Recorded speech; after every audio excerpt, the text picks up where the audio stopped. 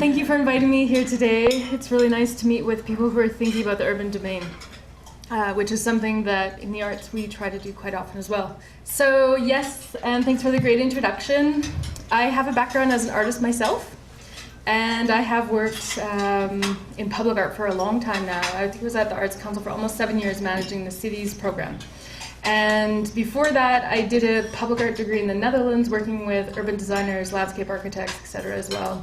And they have some really fun stuff happening over there too. So public art is really an international discipline where artists are working outside of the gallery space for the most part, or in what they call public interior spaces. And I'm just going to start my presentation if everyone's ready.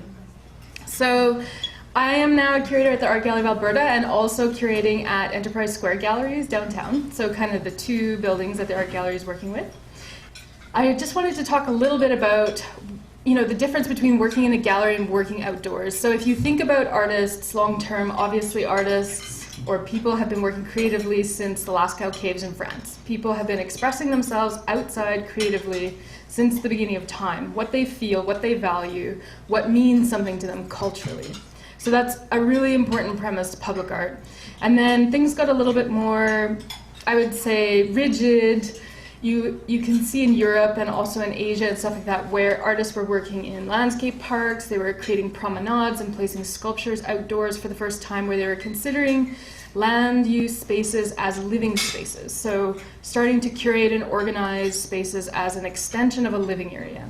And then after that, you'll see the move in the 60s and 70s to land art, where artists were working outside and rejecting the white cube gallery. They wanted to reject the bureaucracy of gallery spaces that are institutions and museums. And so now we're kind of at a point where contemporary artists are doing all of that. They're doing land art, working in public spaces, they're working inside, outside, they're making work outside and bringing it in. So I'll go through some examples about that. I'm going to talk a little bit about Edmonton as a place or home for art, and it's probably one of the worst places in the world you could put art outside. So there's a 70-degree weather variance, it's minus 45 sometimes, it's plus 35, it's hot and humid in the summer, there's big storms. Then in the winter it's incredibly dry, almost an arid desert-like climate. All of these things are horrible for art management and care. So those are things, if you think of how a material behaves outside, art materials are using the same function. So plastics, glass, concrete, metals, all of them are specialized materials artists are using. And so you have to think about where is the best place to put the art, how do you care for the art after you acquire it. So one of the things I would like you to start thinking about is, what does your city look like? I know you do that often, but approaching the city, seeing what's behind or underneath the city as still having an aesthetic. So art can essentially be a part of any of those facades of buildings or urban infrastructure, so benches, lighting standards, stairwells, actual concrete flooring surfaces, rooftops, things like that are all places for art, and places that an artist could work. So also keeping in mind, I do a lot of workshops asking people what kind of art they would like, and if you talk to people, they're from all kinds of neighborhoods and places all around the world, and many of them are much more colorful than Edmonton. So including color, including a diversity of surface materials and other things in the built environment is a way of contributing to public art or aesthetics in the urban realm. So keeping in mind who your audience is, it's everyone who lives in the city and also anyone who has the potential of visiting. So that's a pretty diverse audience. And we are a capital city. So thinking about what does the city physically look like as a starting place for art. And we do have the River Valley and we have an incredible Aboriginal heritage. So all of those things should be also incorporated in any plan about public art, thinking about the history and the site. And I'm going to talk about basically the different types of public art. So probably the most common one that you're used to hearing about is permanent public art. So I define that as anything over 6 months. Transitory public art is anything less than 6 months. And I'm going to go through pictures and examples of both of those, which is fun.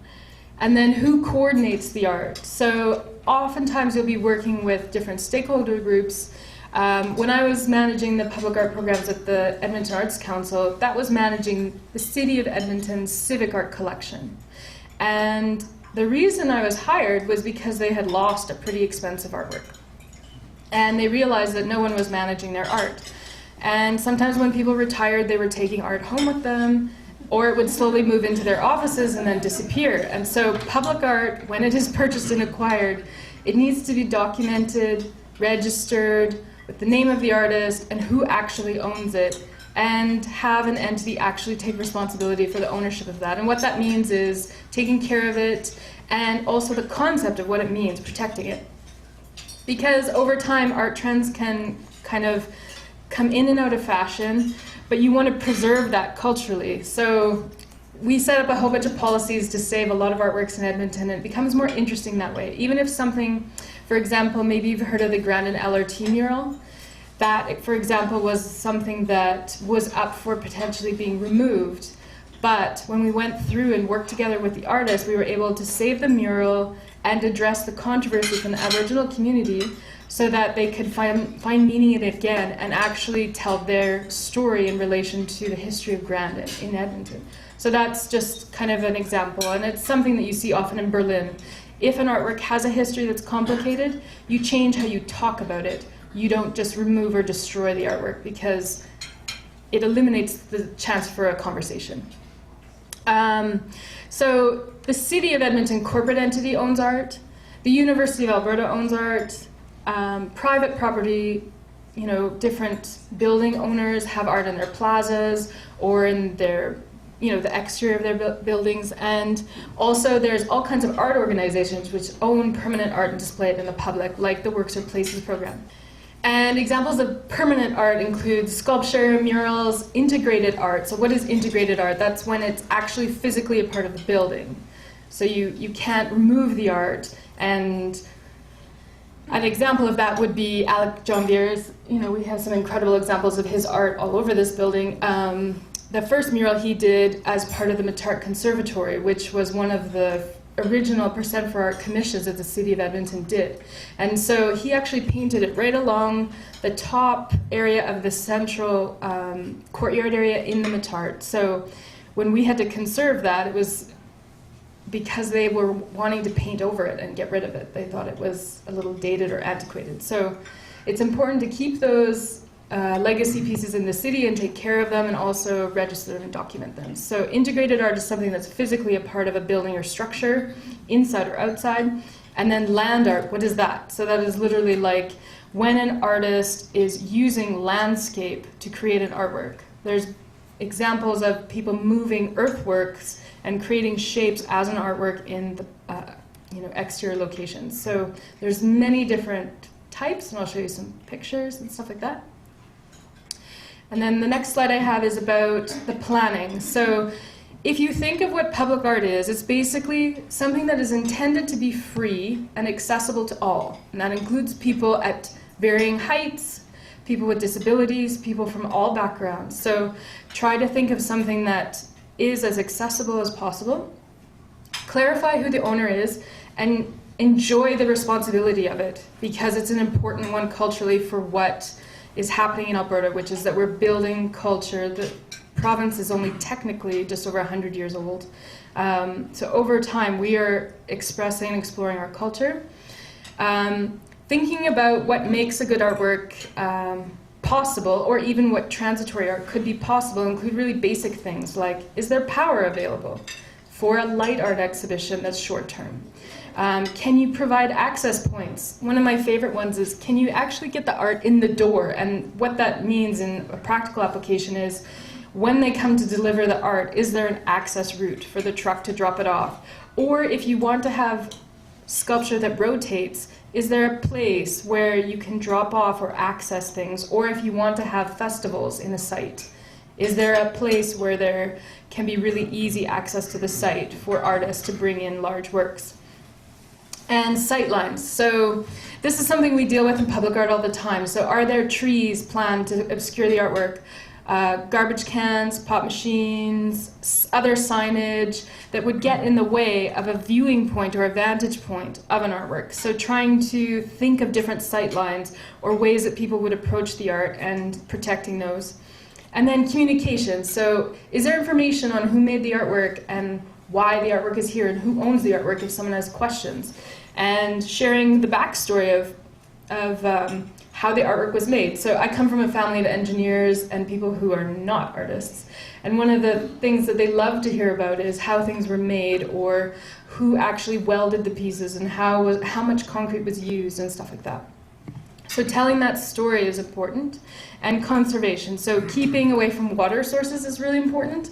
One of the biggest hazards to public sculpture actually in Edmonton is bird poop, which is very acidic in nature and destroys bronzes, metals, and things like that. So keeping, as much as possible, trees away where things would fall on artworks and stuff like that is also important. So just thinking about what would potentially damage the artwork over time and protecting the artwork from that. So I'm going to start with Talus Dome. It's probably the one that everyone knows in the city the most, and I'll answer any question you want about how this was made and how much the artist actually got paid. Ball Notes is an interesting firm. It's a combination between a hot rod car designer, architect, and an artist and fabricator in California. And the concept of a talus dome, if you know in geophysics, is basically if you pour salt out, it's the formation that particles will self-assemble to make a form when gravity pulls them down. And of course, the river valley is trying to do that all the time, is kind of fall in on itself. And so they were very interested in how this whole construction project was about holding back the river valley from falling in on itself. And so this formation, actually, they built what looks like a giant wooden swimming pool upside down, and they had to hand make each of the spheres and pour them in because there wasn't a way to use software to actually model how the spheres would self-organize. They had to just use gravity and do it naturally, and then weld them in with actual, their milk container welder experts in Edmonton did that work, and then flipped it inside out and shipped it up in tiers. So kind of like 3 slices, and the actual support. So thinking about how does this sculpture actually attach to the ground? Well, there are concrete piles that go almost 3 stories below it, all the way down to anchor it in against the tension of that bank. So some of the stories behind the artworks are really interesting about what the concept is, and they wanted to reflect the river valley, and that's what that piece is about. Ingisidere is another really interesting art group from Sweden and Berlin. They were interested in how you can animate surfaces. So they were thinking about the running track and the rec center at Terwilliger Rec Center, and what it would be like if the running track itself got up and started to run. So how do inanimate materials become animated? And what they wanted to do is create like a gateway. So if you look at this from different points of view, it actually looks like it's moving. And it also is a gateway for people who are walking to the Terwilliger Rec Center, which is in southwest Edmonton, from the LRT and Transit Center, which is nearby. And Laurent Grasso is a really interesting artist from France. His brother is an architect and helps him on his projects. And he just did this incredible art installation at Commonwealth Stadium, and it's called Soleil de Nuit. And he was interested in how explorers came to Canada and used basically magnifying glasses and early exploration devices to track the movement of the sun and the extreme differences between sun and night in Edmonton and what that means for us culturally. So it says Soleil de Nuit all along one side, and on the opposite side are 2 mirrored, faceted spheres that basically turn and animate the sphere, and it was a way for him to reference navigation and how people get to Edmonton and where they're from, and what the night and the shift between extreme night and dark means in our city. Rob McInnes Farm Family, so another public art commission. This is actually up at the Animal Services Building, aka the Pound, in northwest Edmonton. And so why would you want a public artwork in a pound? Well, oftentimes people are sitting there for quite a while waiting for their pets, or they're going to the SPCA next door. And so Rob McInnes is this incredible artist who does almost like family portraits of animals. So he did this incredible composite of farm animals, which is almost the length of this entire room, all standing in a row as if they're having their family portrait taken. And he takes individual photos and then digitally stitches them together and prints them as one long digital photograph. And Instant Coffee, this is another really fun art group from Vancouver. And they consider themselves an arts service organization who like to engage with the public. And so they'll do things like they'll come and serve coffee to people as an artwork. And it's called social practice, which is a new thing in contemporary art, to engage with the public.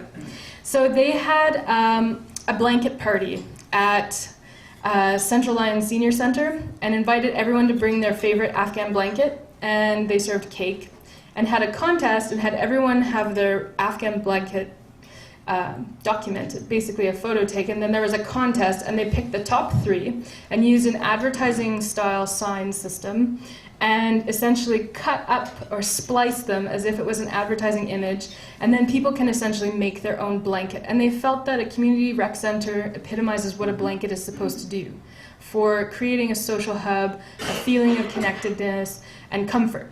So you can go in there and like flip these little sign pieces and essentially make your own blanket from the top 3 that the community picked.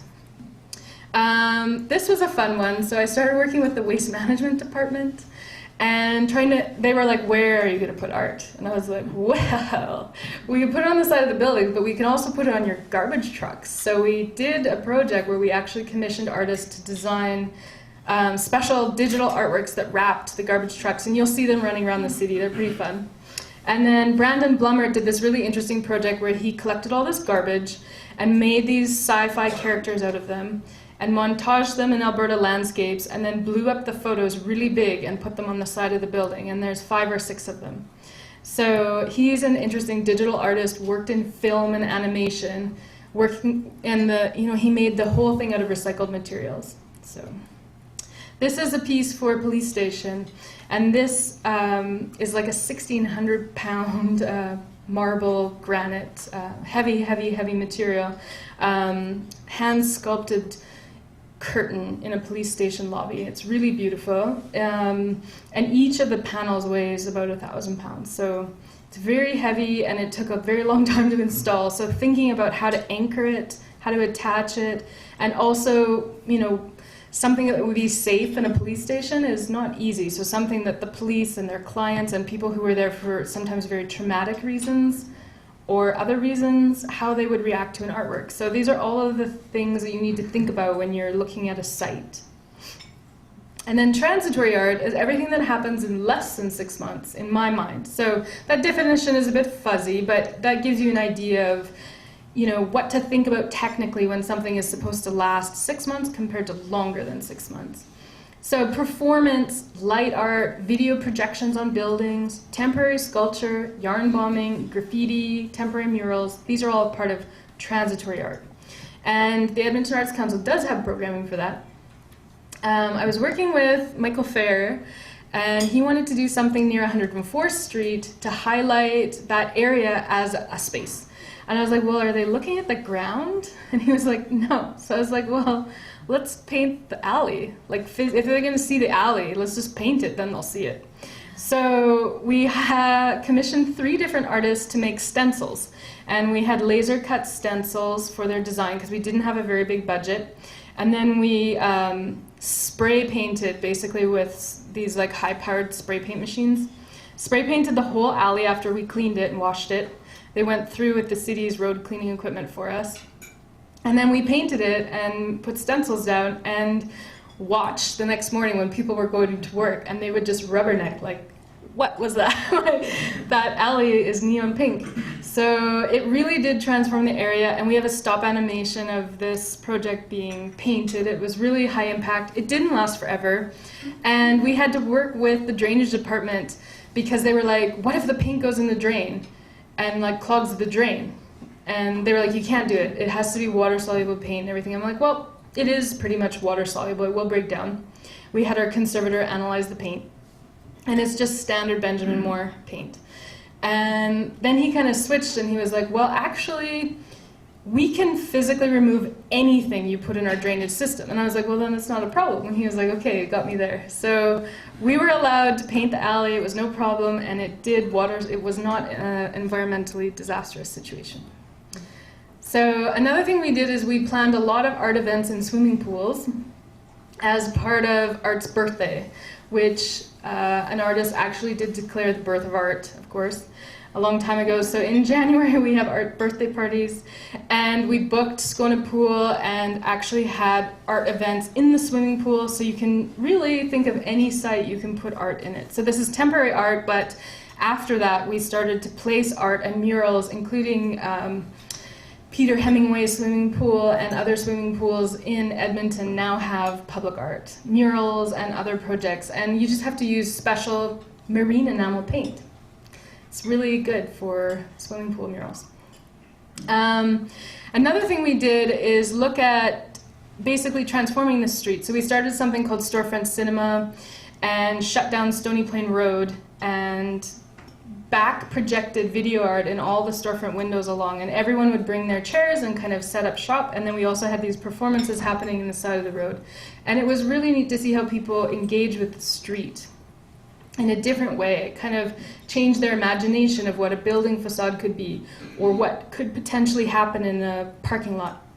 And we rented every single room in the Jasper Place Hotel and had Kelly Mark from Toronto do this glow house project, and then we bought or rented as many of those big tube TVs as we could, hauled them up the stairs and set them all on the same channel so that every single room glowed with the same frequency of light in the hotel. It was really beautiful. It's hard to photograph, but it was really beautiful. And then a friend of mine, Kendall Henry, is a curator from Brooklyn, and I finally convinced him to come out to Edmonton and do a project, and he curated Dirt City Dream City in the quarters, or downtown east, and basically worked with about 16 different artists to do projects all over the place to reimagine or talk about what regeneration in that area means, and is it wiping out history? Is it trying to kind of start fresh, or what are the sad things, what are the emotional things, what kind of cultural memory was there and is gone, and how can art address that or not? So it was just a series of questions. We did workshops with the people living in the area, the different Aboriginal groups, the Chinese Benevolent Association, all kinds of groups to talk to them about what art could do or not do in their area. And all of these next projects were from that exhibition. So Adam Waldron Blaine played a very sad violin song in a parking lot every day for the exhibition until his hands were essentially raw. And Nick Johnson, the city actually bought this piece, made this giant hand, which is sitting in near a construction site, but it will be part of the Armature Park that is planned for that area. And he handmade this wooden sculpture. And then Mac Albright and Rochelle Bowen, basically they made a temporary mountain that you could climb and feel like you were at the top of the quarters, because they felt that there was a lot of issues about class in that area and that people should be able to get to the top if they wanted to. And so these projects no longer exist in the area, but they were there all the summer of 2012. Matt Prins, this project was pretty beautiful, very ephemeral. So we convinced Pattison to give us a bunch of billboards, and he made these signs for a fake radio station, a pirate radio station that we set up on top of the artery. And it broadcasted average people talking about their neighborhood, and then fake radio jingles about all the businesses that were abandoned in the area. And you can still listen to it, and he has some pretty good ad-libbed Mayor Mandel jingles on his little radio station. They're really funny. And it was called 92.1 The Mouth Hole, kind of mocking some of those shock jock radio stations in town. And Amy Malbuff is another incredible Aboriginal artist who did this project about color and what it symbolically means to her culturally, as part of Latitude 53's Performance Art Festival, and we're working on projects with her at the Art Gallery as well. But those were some examples of transitory art and how you can kind of transform or change the imagination of a place, you know, through art making or including an artist. And so this is back to, again, thinking about what the city looks like.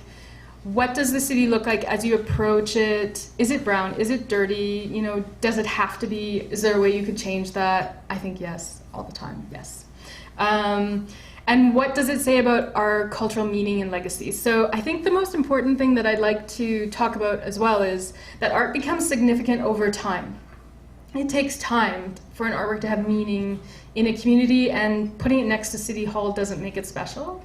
So you can't just plop art next to things that are important, thinking the art will become important. So involve the artist in choosing where the artwork goes. Ask them where in the city they would like to place their art, or where within a site they would like to work, and help them work through the obstacles.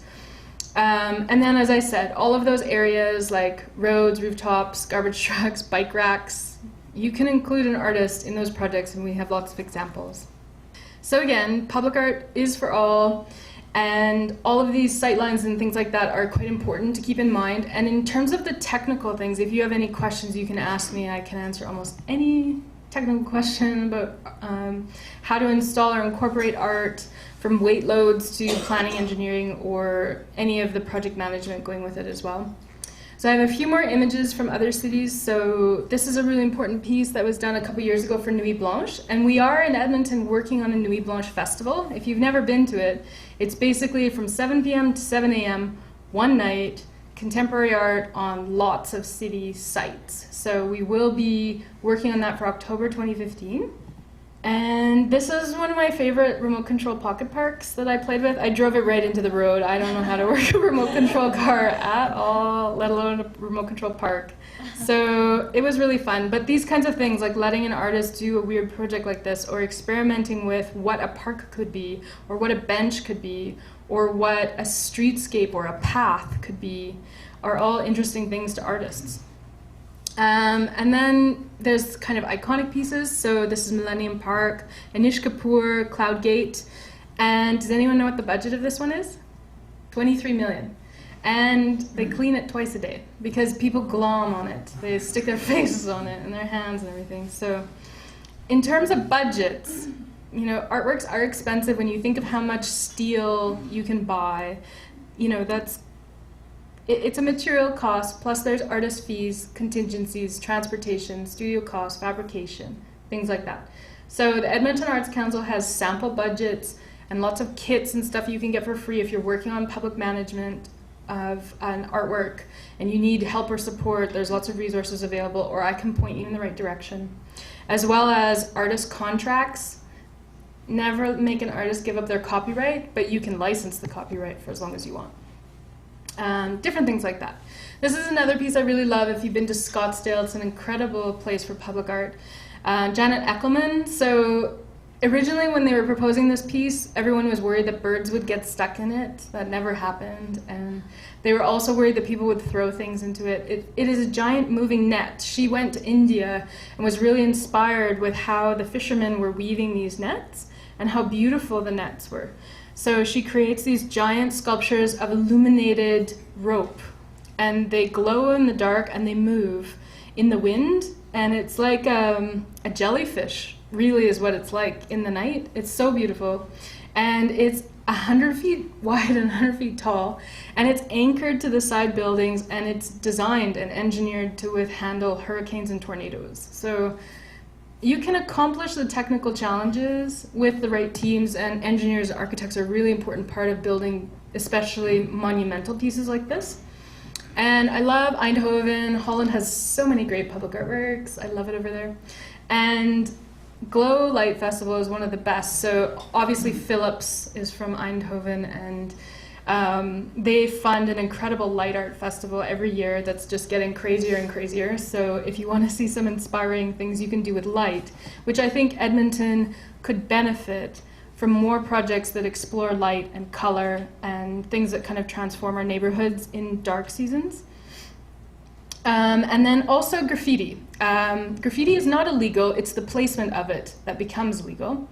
So it's really important to remember that it can be possible to manage graffiti better by giving artists sites to do work. So creating, actually a lot of the new community rec centers now are creating skate parks with a special wall for a legal graffiti wall that's managed by the youth in the area. Or from some of the very talented graffiti artists in the city who you'd be surprised, some of them are lawyers, some of them are bankers, and most of them are not 16 and brats. So they're quite educated people who are wanting to express themselves as well. This is Writer's Block. The City of Edmonton does have legal walls, and the city is working a lot better with property managers that are open to having a street art mural or having a graffiti artist work with them to do something interesting on their sites. And a lot of graffiti artists are becoming quite famous internationally. So Retna is one who originally was going to be arrested, and then he started doing these incredible works inspired by the calligraphy in North Africa. And now he does these huge commissions and million-dollar projects for museums and things like that. So, you know, people love street art. It's captivating, it's energetic, and it transforms a streetscape. So it's better than boring gray walls. If you can eliminate the boring gray walls, that's just a good start.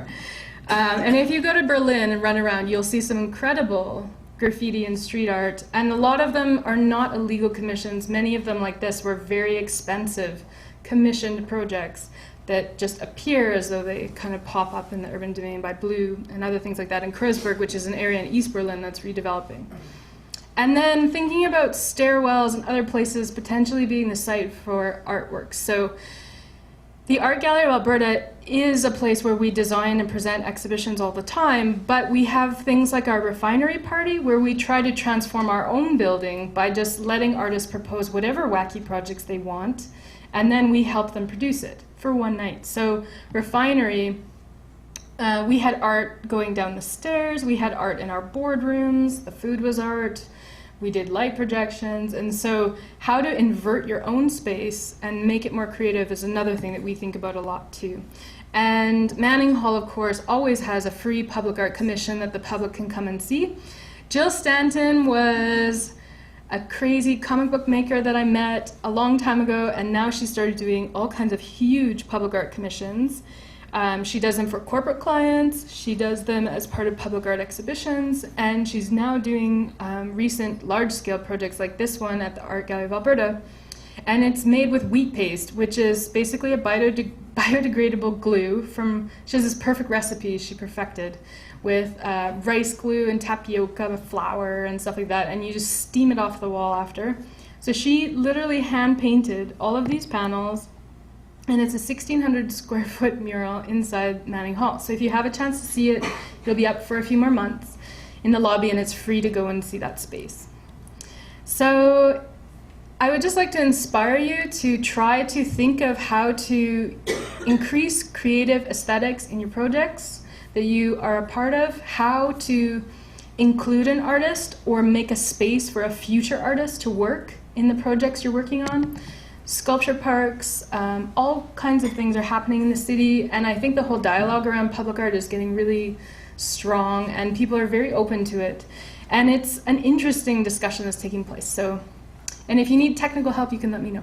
I'm at the AGA, or you can contact the Edmonton Arts Council. They have a lot of free resources. So, and thank you very much.